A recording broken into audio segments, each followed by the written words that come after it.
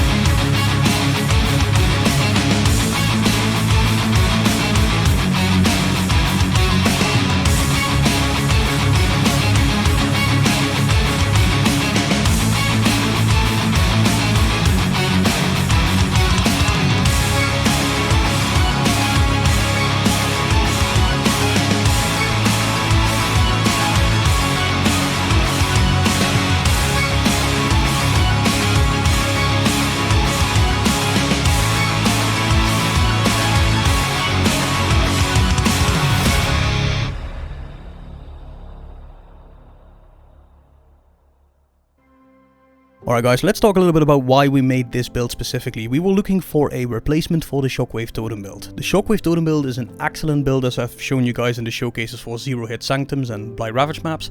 The problem and the critical downfall of this build is the need for the Astral Projector. I'm predicting the Astral Projector to be as expensive, if not more, as a Chevron 6 link early on, so it's really difficult for me to advise you guys to use the Shockwave Totem as a starter build because of the price of that ring. So the question became, can we find the next best thing? Can we make Shockwave Totem without that ring? And basically that is exactly what this does, with the added advantage of having a permanent consecrated ground for some regen, and the added advantage of needing absolutely nothing at all in early leveling stages like the Sharknado build had. So it is in essence an ideal starter build with a non-meta skill, not the fastest, not the most powerful, but a nice and smooth, enjoyable ride with just something new to play, guys. With that being said, let's take a look at the written guide inside the leveling PUB. I really highly advise you guys to check these notes out that we've made. All these notes give you like all the information that you need on how to progress through the act smoothly. There's a lot of example PUBs in there. First things first, what did we lose in the patch notes? We lost the Taunt Mastery. Now the Taunt Mastery, from people that have followed the Sharknado Totem build that we've done and the Shockwave Totem build, was a really important part of our defenses and our safety, because it enabled us to move around, put the totems down and let enemies focus on the totems instead of you, making it possible to go completely glass cannon. Now that we've lost that, what does it mean? Does that mean the build is dead? It doesn't. The test footage that you guys just saw on SSF was done without the Taunt Mastery, Act 1 to 10. The only thing we did was increase a little bit more life in the process, and you're gonna do just fine, guys. Having said that, this playstyle is pretty specific. It might not be for everyone. If you don't like the Totem playstyle, this might not be the build for you. And if you like to be one of the guys that, you know, just build something really tanky and just stand in front of bosses and not care about anything, this might also very well not be the build for you. This is intended for people that are looking for a build that starts on absolutely nothing and helps them get to early mapping, early blight, generate currency, all that kind of stuff to make the monster that it can possibly become. Let's dive right into it, guys. So what I've done for you guys, together with the community, we've created a step-by-step situation, just like the Sharknado build that we've created a little while back. And we are making a leveling tree with specific steps, and in those steps you can see a few things in there that you could do, right? A few steps, it's all in there. A lot of that stuff is also in the notes, so again, check that out while you are leveling. And the idea here is that we create a tree that is completely focused on AoE, general damage, I'll explain more what that means later, and cast speed, as well as some life options. Now the reason we are doing that is we are using a skill that is scaling off of physical, fire, right, because 50% gets converted to fire. We will use Hatred in it, we will use Herald of Ice in it, we will use Physical to Lightning in it, so we've got 3 elements. So this is why I'm not focusing on any element specifically, because you would spend a hell of a lot of nodes focusing on your fire, cold and lightning. So we're gonna scale the tree in a way that just focuses on the general damage, the AoE, which helps with a lot with the clear, the cast speed, which is necessary to make it feel less clunky, and all those elements that are gonna make this build great. Now to that point, we start out, we scale a little bit of physical damage, because physical damage scaling is what the skill does as well for the Purifying Flame as for the Holy Flame Totem that you start early on with the Firewall. You could also go for the elemental damage. I've chosen the physical damage to scale the base instead. And we're taking a little bit of damage here, immediately go for the AoE. Then we take the Holy Dominion. Resistance is very nice. Elemental damage, again, general damage, nothing specific. And we take Disciple and Training, which is very nice for your life early on, as well as area damage. Moving up, we are going to take the Life Wheel, we're going to take the Ancestral Bond, Double Totem, and we're going to take this wheel, Primal Manifestation. Now it helps super much to gain you the attack and cast speed to make your totems feel less clunky. And also keep in mind, Ancestral Bond means you no longer deal damage, but you can still use mines and you can still use traps. More about that in a little bit. We will hit the 37 point mark, and that means we are going to go for Precision, we are going to go for Dark Arts, we will be dual wielding early on, and eventually we're going to be using a shield, but this is too much cast speed to ignore. We're taking these as well, cast speed, and with the totem amount that we have, the 2 totems, this is going to proc Elemental Overload pretty much all the time. 40% more, guys, multiplier, just too good to ignore. Definitely go that route if you want to go for, you know, the damage that it provides. You got a little bit of extra life here, a little bit of extra life here. At this point the build feels pretty damn solid. Now we're going to take Pursuit of Faith at the first lap, as you can see that is this one.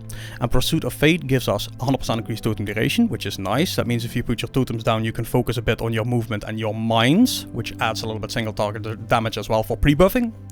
And it means we gain +1 summoned totems and increased totem placement speed, which is essential for your movement damage combo, right? We're going to be leap slamming again, placing a totem, leap slamming again.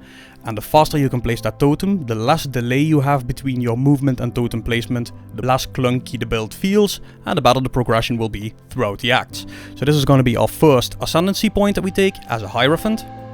Now we're going to be focusing on the 51 point. Now the 51 point, we're grabbing yet again a little bit of cast speed with a little bit of mana regeneration rate. Again, mana regeneration rate is going to be very important because it'll be a pretty mana heavy build. We're not going to go for Sanctuary of Thought as we usually do.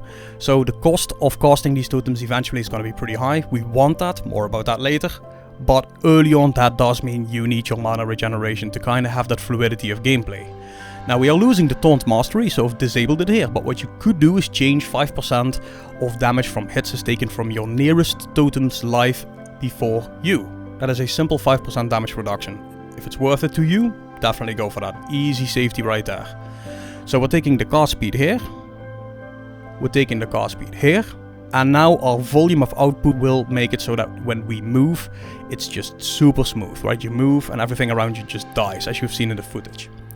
Now we're also focusing on adding more auras, which means reservation efficiency, mana, reservation efficiency.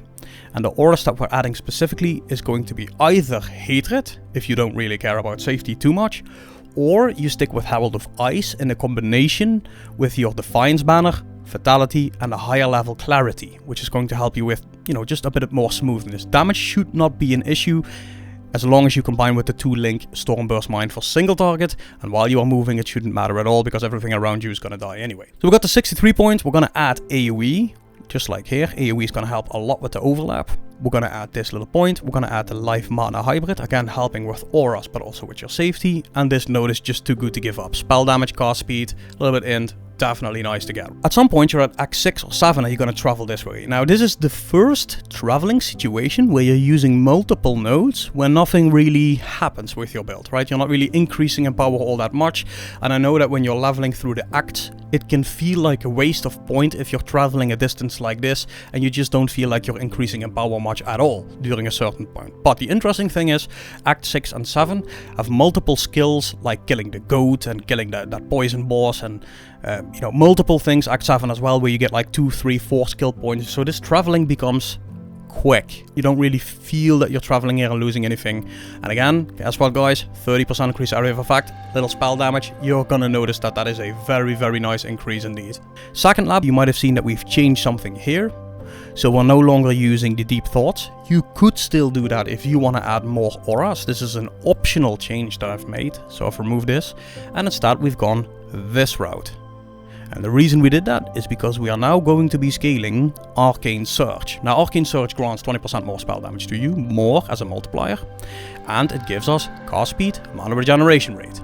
Now to know what it means when you scale Arcane Surge, so we've got 20% increase effect, 20% increase effect, 50% max if you spend 1000 mana. Eventually that'll not be a problem, but early on obviously you're not spending 1000 mana that easy. And that increased effect of Arcane Surge is only meant for the cast speed and the mana regeneration rate. So the 20% more spell damage buff does not get that multiplier of the increase of the effect of Arcane Surge. Sad, I know. Now the interesting part is at this point you're going to be regenerating enough mana to kind of let go of your mana flask a little bit. Before that, I would definitely recommend you use a mana flask because it is a pretty mana heavy setup to use the way we use it. So this would be the next setup. You're at about level 69 at this point. We're going to travel onwards. We're going to grab Influence, Increase Effect, Non-Cast Auras. At this point we will be using quite a few auras. And I took these notes in the playthrough as well. Whether you take this or not is up to your individual comfort level with where you are. If you have enough life in your setup, there are multiple other options that might be better for you. For me, I kind of thought, just add a little bit of extra life, just a little bit more comfort with those later stages of the acts and, maybe your last lap and that kind of stuff. So that's why I went for this route and took this. This tree, like we said in the beginning, is showing just general damage. We are scaling power charges here. And the reason we are doing that and still have Arcane Surge is just because how simple it is to scale the damage with the damage per endurance, frenzy or power charge. So what we have is, we've got the charge mastery, we got 9 charges in total using this. That is 27% increased damage. We got 5 power charges, times 4 easy damage increase. Eventually we're gonna spec out of Elemental Overload when we have a 6 link, and we're gonna go for like increased critical strikes and increased critical damage. And the exact moment when you will do that highly depends on the type of gear you have and the level of the gems that you have available. You could offhand level those, go to the market, whatever you want to do. But it is important, I highly advise you guys to check inside PUB before you swap and just check, import your character and see if the materials that you have available allow you to achieve a higher damage without the Elemental Overload as with the Elemental Overload. Because at that point, if you remove that, you have access to a couple of really powerful options. First and foremost, you got your crit right here, which is very high crit multi. This does work with your spell totem. You can do the 60% increased global critical strike chance if you summoned a totem recently. Definitely going to help a lot as well. You've got your crit nodes here. Crit nodes here. Crit nodes here. Crit nodes here. All at your fingertip. As long as you don't have any clusters, you will still have more than enough points to just kind of put in your tree while you're leveling, doing, whatever mechanic you do to generate the currency you need to go further in this build. Continue building this tree in a linear way. That was the idea of the tree. So that is kind of the philosophy behind why we build the tree we do like this. Now, we also have the 8% damage for each of your aura or herald skills affecting you mastery. Just put in a level 1 precision, a level 1 vitality if you're not using a higher level. Just put those low level auras in and you can squeeze out easy damage, and you have the mana to do that eventually anyway. In terms of the general gameplay, we are going to add a Storm Blast Mine. And the Storm Blast Mine, you kind of toss it down when Izaro pops out of the ground, or some of these bosses have phases like Piety, she does like the blah blah blah blah blah. You put the mines in front of her, make sure it's pre-stacked, you have your totems up there, consecrated ground increases the damage even more, and just blast away like you saw in the showcase. Another important thing to note here, guys, is all these steps have been carefully put together for specifically the earlier stages of leveling through the acts, because at some point this build simply comes online and all the micromanagement kind of goes away. All you do at that point is just add flasks, armor, defense, stuff that you need to make the build feel comfortable. So another thing, if you go down here, we have a couple of tips. If this build is causing you any trouble during the leveling process or even at early maps, those tips will probably help you out, find out what's wrong with it, and maybe there's some little step that you could change, something like that. It will be in the tips section. If it's not there, guys, find us live on Twitch, find us on Discord, wherever you want. We will be there to answer any questions. Let us know if there's anything you guys would like to add. That is it for the early stages of how this build develops. No uniques, no special gear, nothing at all. All you have to do is kind of follow the tree and pick up items when you see them. Make sure you pick up your rare scepters. Anything with a +1 is going to be awesome. Keep in mind, we have the duality of both physical and fire damage, and that means you can finding a scepter that is going to boost the level of your skill anyway. Right? We don't have one thing, we have two things. So pick up those scepters, identify them, and who knows, you might get something good. Alright guys, let's talk a little bit about medium power. Now you've seen a starter build with a lot of information about how to scale during acts, and you've seen a couple of endgame possibilities. Why are there no mid-tier level PUBs? There are a couple of reasons for that. First and foremost, because of the way this build scales and the possibilities you have in building it very differently that are all kind of viable, it is really difficult to say, okay, this is the correct path for each of those individual options. Now there are some similarities, we're going to talk about that, but also keep in mind that it's really difficult to prioritize some of these items based on the cost of items in a new league. We cannot predict what the market will do. And based on your individual crafting experience. If you're a really good crafter, you're going to be cheaper with some of the upgrades than other people would be that have to buy them. Having said that, what are some of the most important items that I believe to be crucial for pretty much any version of the build? First and foremost, Heat Shiver. I know, right guys? It is one of those items that just keeps coming back. Heat Shiver is just too good. We have that cold as extra fire with hatred, hell device, whatever it is you're using at that point, it's going to be so good. Heat Shiver is pretty much mandatory. Now, to kind of couple that, I would say your next upgrade has to be a pair of gloves where you have physical converted to cold. That is a Unveil if I'm not mistaken, and you can put an implicit on there with the Exarch and Eater of Worlds currency that will combine to give you 50 physical to cold convert. This allows you not to be using physical to lightning anymore, which opens up a support link, and it allows you not to need a Watcher's Eye with cold convert, which is notoriously expensive, specifically if you also want the flat hatred crit modifier. The next priority is trying to get to low life and going a bit of a stacker route. So what you would do is you have the combination of your chevrons with a prism shield. And the reason you go for that combination is it enables you to scale your purity of fire to the point where your maximum fire resistance is going to be high enough that you can start enabling righteous fire. And I don't need to tell you guys how much power righteous fire gives you in your setup.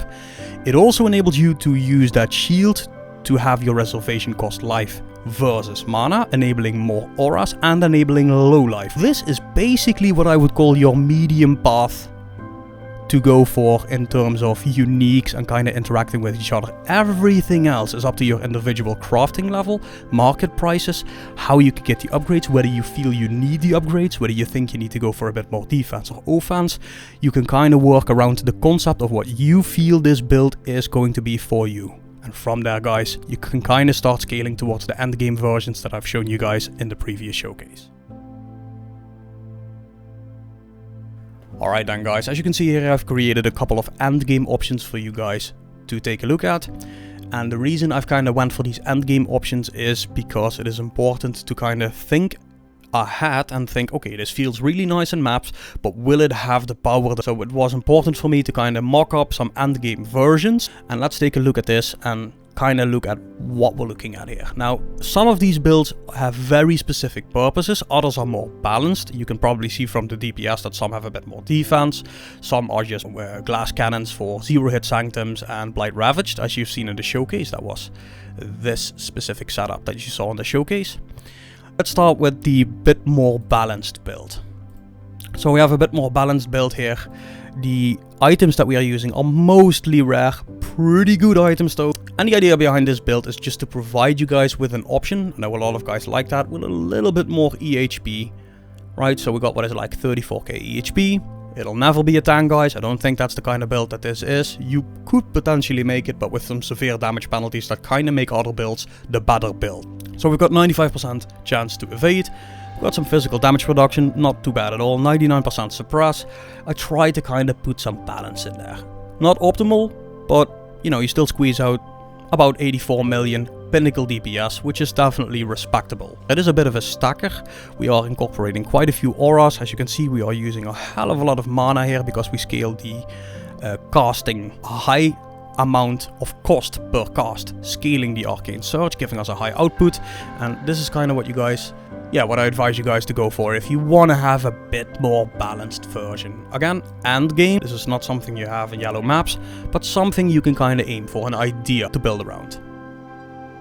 This was the version that you guys have seen in the showcase. It's a bit different, as you can see, and I was using this for Blight Ravage. As you can see, we are adding a hell of a lot of AoE, which is helping with the clear. The damage is just kind of insane.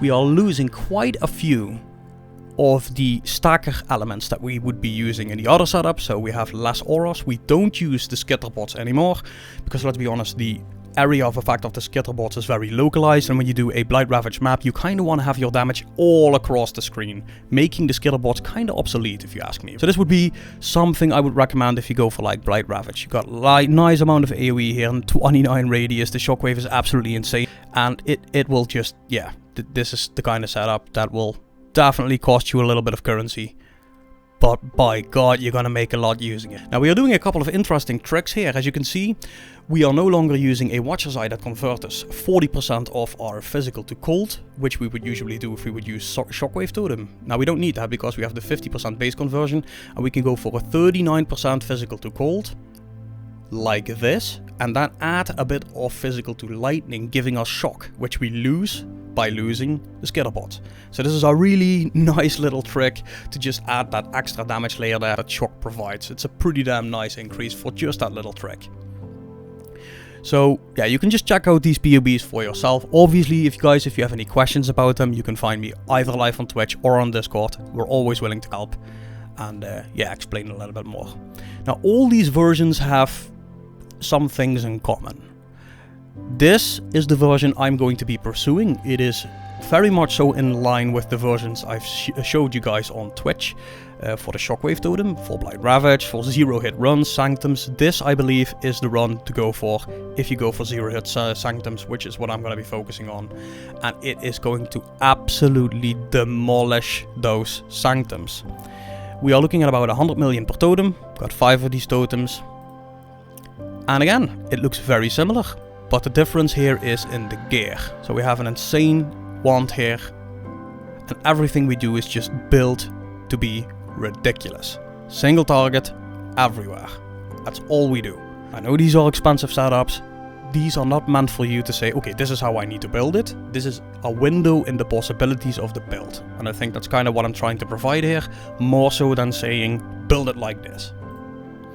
We also made a bit of an insane version using Expedition's End, combined with the original Sun as a chaos version of the build. Truly ridiculous. You're looking at about 550 million DPS, half a billion. Guys, at this point, we're just kind of playing around with numbers here, because honestly, you know, unless you're doing uber pinnacle content or something like that, this is not of any importance. Now, as you can see, the effective hit pool of these setups is really low. This is not meant to just get your ass inside a simulacrum and say, hey, I'm dying. No, this is for the Sanctum specifically, for Blight Ravage, just generating currency in that way.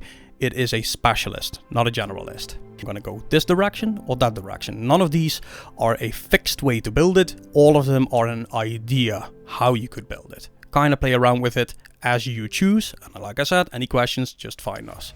I hope you enjoyed this guide. If you have any questions, you can find us on Discord. The community has worked really hard together with myself to create this guide and give you guys the smoothest possible start without the need of an Astral Projector for the Shockwave Totem. I hope you guys will have as much fun playing this build as I had testing it. And guys, thank you all so much for your positive energy, your input, your help, your testing. I cannot thank you guys enough. We really do have the best community out there. I will catch you guys on the next league.